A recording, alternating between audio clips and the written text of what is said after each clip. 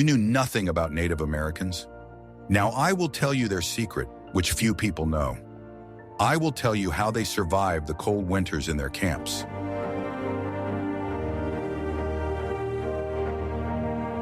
When the icy wind sweeps across the endless plains and snow covers the ground, with a blanket several meters thick, modern man seeks refuge in technology.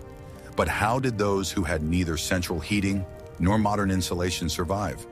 The indigenous peoples of North America did not just wait out the winter, they lived through it, using knowledge honed over millennia. Their camps became islands of warmth and life in the middle of a frozen world. The secret was not in fighting nature, but in a deep understanding of its laws. They knew how to turn the very threat, the bitter cold, into their main ally. Watch the video to the end to find out how snow could be a better insulator than any modern material, and why the correct placement of a single stone by the fire was valued more than the hottest flame. What if I told you that everything you believed about survival wasn't entirely true? The main secret to Native American winter survival was not a clever trap or a warm blanket. Their main tool, their main fortress, was social organization. Winter was a time when the community became a single organism, where the well-being of each individual depended on the actions of all. A lone individual had no chance of surviving the long and harsh winter. Only those who knew how to work together survived. Preparations for winter began long before the first frost. It was a collective effort in which all able-bodied members of the tribe participated, gathering firewood, collecting and drying provisions. All this was done with the needs of the entire community in mind. Food supplies were never a purely personal matter. There were unwritten laws according to which the more fortunate hunters and gatherers shared with those who were less fortunate. This principle of mutual assistance was the basis of survival.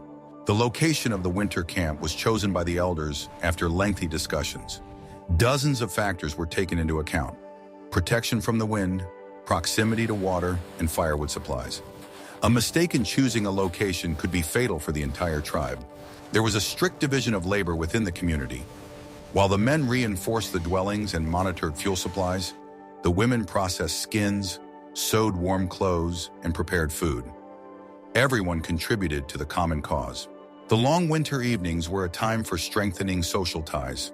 Stories were told around the hearth, and myths and legends were passed on.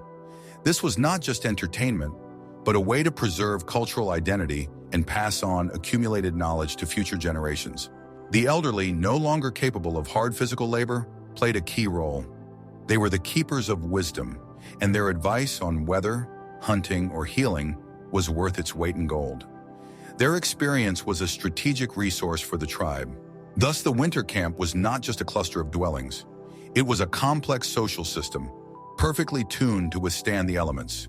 It was unity and mutual aid that allowed people to thrive where life seemed impossible. I'm very interested to hear your point of view. Do you think mutual assistance is still as important in modern society for overcoming difficulties? Write about it in the comments, and don't forget to subscribe to the channel. Want to know the secret that determined the outcome of winter before the first snow fell? The success of the entire wintering period depended 90% on one single decision: choosing the right place for the camp. It was a chess game with nature, where the first move was the most important.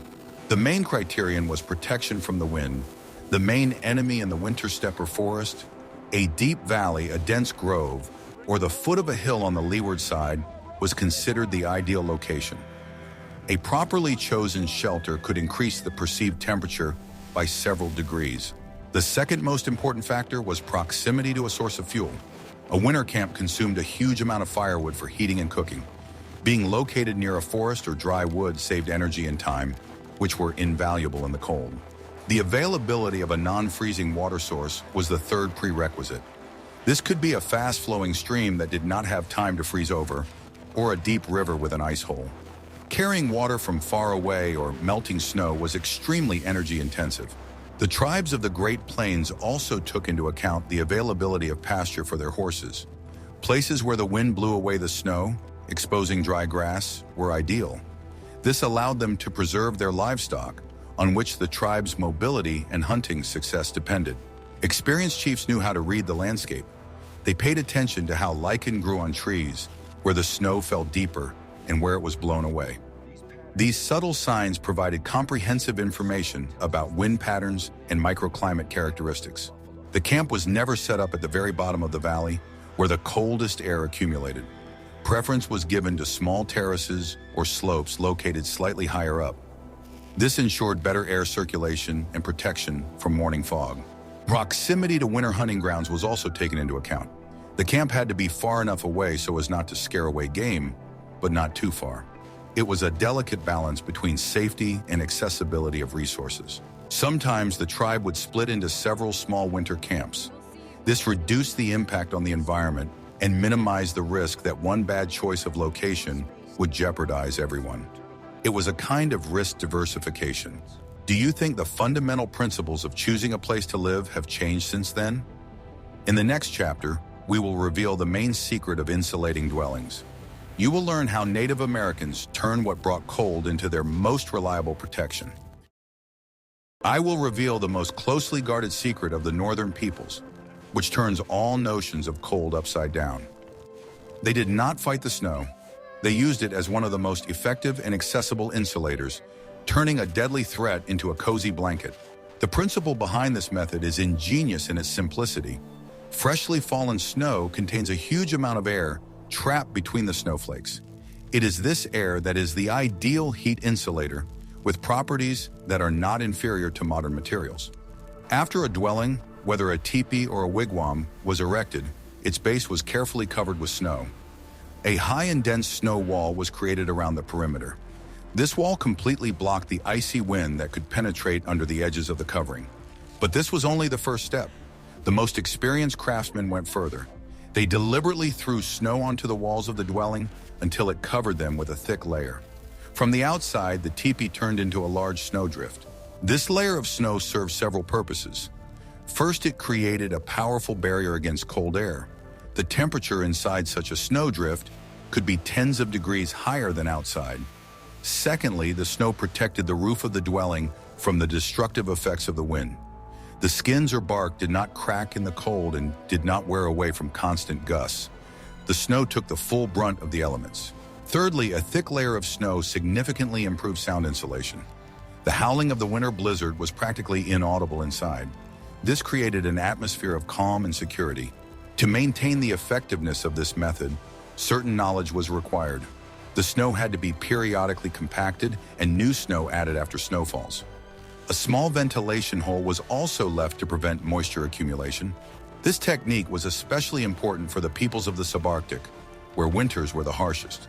They perfected the art of using snow. Their winter dwellings, half hidden in snowdrifts, were models of energy efficiency. Thus, the Indians did not simply build shelters on the ground. They integrated their dwellings into the winter landscape, making them part of nature. This symbiosis was the key to a comfortable life in extreme conditions. What if everything you've been taught about teepees is outdated? We are used to seeing teepees as simply cones made of poles and skins, the summer dwellings of nomads. But the winter teepee was a complex engineering structure, a real survival machine, where every detail had its own significance. The first and most important difference between a winter teepee and a summer teepee was the inner lining. A second layer of skins was attached to the poles from the inside, which did not reach the ground by about a meter. This lining created an air gap that acted like a thermos, trapping heat inside. This air layer also served another important function. Cold air entering from below, under the edge of the main covering, hit this inner canopy.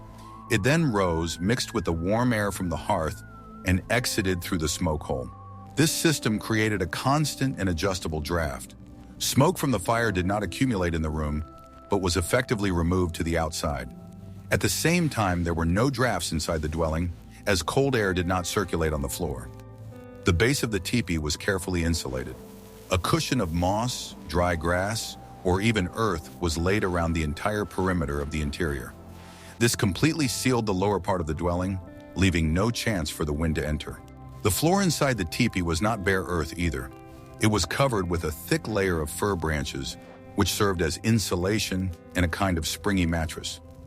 Skins were laid on top of the branches, creating a warm and dry surface. Special attention was paid to the entrance. It was always located on the leeward side, usually facing east. The entrance itself was closed not with one, but with 2 layers of skins, creating a kind of vestibule.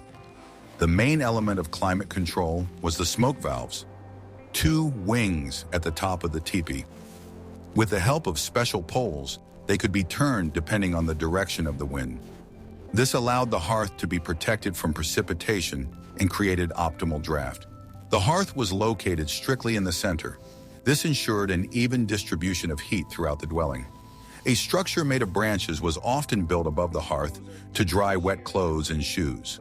The sleeping places were arranged in a circle along the walls. The most honorable and warmest place, opposite the entrance, was reserved for the head of the family. This layout was not only practical, but also reflected the social structure. All these improvements turned a simple-looking dwelling into a highly efficient and comfortable winter fortress. Which of these principles do you think are used in modern construction? In the next chapter, you will learn how a night fire could burn until morning without supervision. The center of any winter dwelling was the hearth. It not only provided heat and light, but was also a gathering place for the family, a symbol of life in the midst of the cold. However, building a regular fire was inefficient and required constant attention. The secret lay in a special way of stacking the wood, which ensured slow and even burning for many hours. This art allowed the heat to be maintained throughout the night without waking up to add more logs. This method required patience and an understanding of the physics of combustion. For such a fire, the thickest and densest logs from hardwoods were selected. They were stacked very tightly together in the hearth, with virtually no gaps. This limited oxygen access and slowed down the combustion process. Smaller pieces of wood and kindling were placed on top of this dense layer. The fire, lit from above, slowly burned down, layer by layer. This inverted principle of combustion was the key to the longevity of the fire. Stones were often used to control the burning process. The hearth was lined with large boulders that accumulated heat. Once heated, they continued to radiate heat long after the flames had died down. The arrangement of the stones was not random. A large flat stone was often placed behind the hearth as a reflector. It reflected the heat radiation deep into the dwelling, preventing it from escaping uselessly upwards with the smoke. The smoke was also controlled. Properly adjusted smoke valves created ideal draft. This allowed the fire to burn evenly, without flare-ups and excessive smoke, which saved fuel. Preparing firewood was an art in itself. It was never burned when wet. Firewood brought from the forest was first dried for several days inside the dwelling, near the hearth, and only then was it put into the fire. What if I told you that Native Americans knew about convection and thermal radiation long before physicists gave these phenomena their names? They didn't just warm themselves by the fire. They controlled the flows of warm air inside their dwellings, creating a comfortable microclimate with minimal fuel consumption. The aforementioned inner lining of the teepee played a key role in this. It created a directed airflow. Cold air coming in from below did not spread across the floor, but rushed upward through the channel between the 2 layers of skins. Heated by the hearth, this air rose to the smoke hole, but some of it, no longer so hot, descended back down into the living area. This constant circulation ensured an even distribution of heat throughout the entire space. The camp residents intuitively understood these principles. They knew that the warmest place was not right next to the fire, where there were strong air currents, but at a certain distance.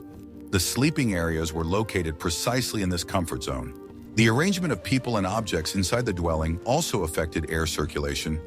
Bulky items were not placed in the path of the main air currents.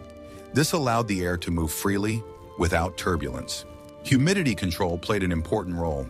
Wet clothes were never dried directly over the fire to avoid creating excess steam. They were hung higher up where warm, dry air effectively absorbed moisture and carried it outside. Even people's breathing was taken into account in this complex system. At night, several people in a confined space gave off a significant amount of heat and moisture.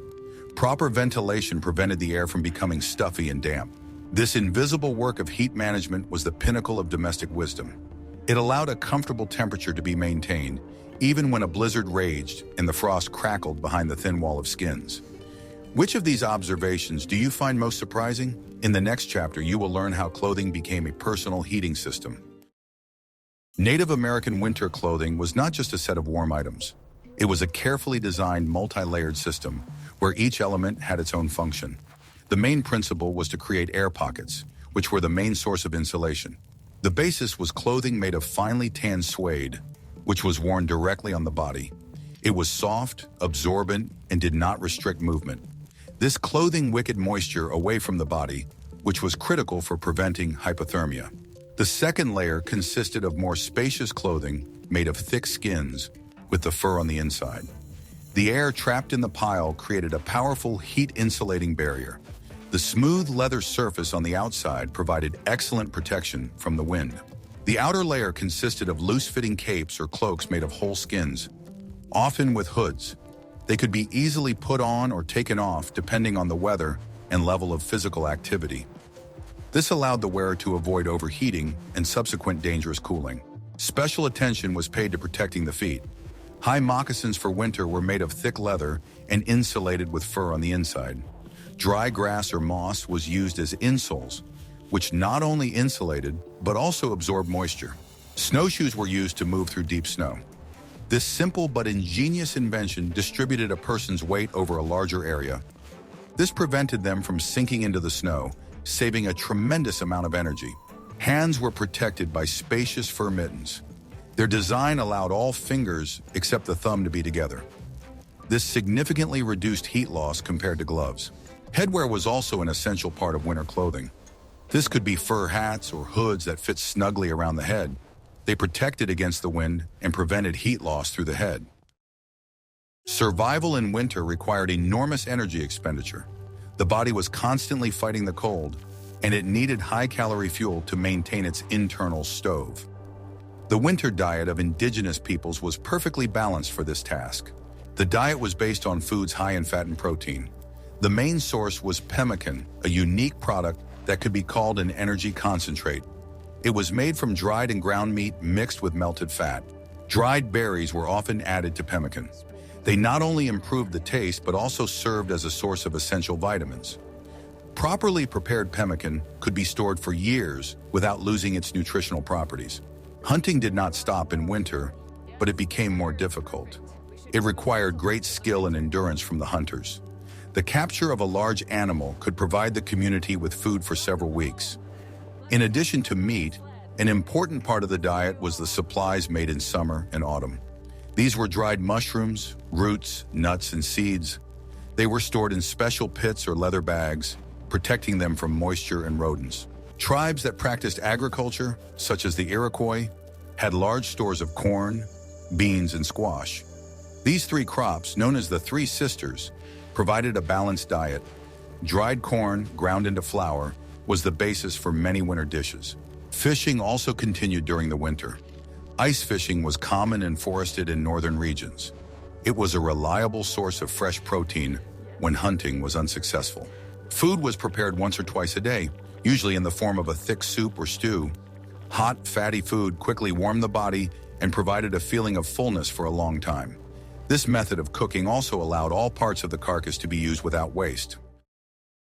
Winter was not only a time of hardship, but also a period of relative calm. When blizzards raged and hunting was impossible, life in the camp did not come to a standstill. It was a time for activities that there was no time for during the warmer months. The long winter months were devoted to crafts. Men repaired hunting and fishing equipment and made new bows, arrows, and snowshoes. This was careful preparation for the coming spring season. They worked with stone, bone, and wood to create tools and utensils. Each item was not only functional, but often decorated with intricate carvings. These patterns reflected the mythology and worldview of the tribe. Women processed the skins, turning them into soft suede. It was a laborious process that required great skill. The quality of the tanning determined how warm and durable the clothing would be. They used the finished leather to sew clothes, shoes, and covers for tipis. The work was decorated with porcupine quill embroidery and beads. Each pattern had its own meaning and told the story of a family or clan. Winter was the main time for storytelling. Young and old gathered around the hearth to listen to myths about the creation of the world. legends about heroes, and instructive tales. It was the tribe's oral library, a repository of its history and wisdom. The elders passed on their knowledge to the young. They taught them to recognize tracks in the snow, predict the weather by signs, and told them about the properties of plants. It was an informal school of survival. Various rituals and ceremonies were performed. They were aimed at maintaining harmony with the spirit world and ensuring the well-being of the tribe. Winter was a time of deep spiritual life. The most difficult period of winter was often its end. The food supplies prepared in the fall were coming to an end. Winter hunting depleted the animal populations near the camp. This transition period required special prudence and patience. Every portion of food was counted. The community went into the strictest economy mode to hold out until the first greenery and birds arrived. People watched closely for the first signs of approaching spring. Longer daylight hours, changes in animal behavior, swelling buds on trees. These were all long-awaited signs. They instilled hope and gave strength. Preparations began for the migration to summer camps. Equipment for the move was checked and repaired. Future routes were planned based on past experience and observations of nature. People's health was weakened at the end of winter. A monotonous diet and lack of sunlight affected their well-being. Therefore, the first spring plants, rich in vitamins, were especially valued. The melting snow brought new concerns. The risk of flooding increased, especially if the camp was close to a river.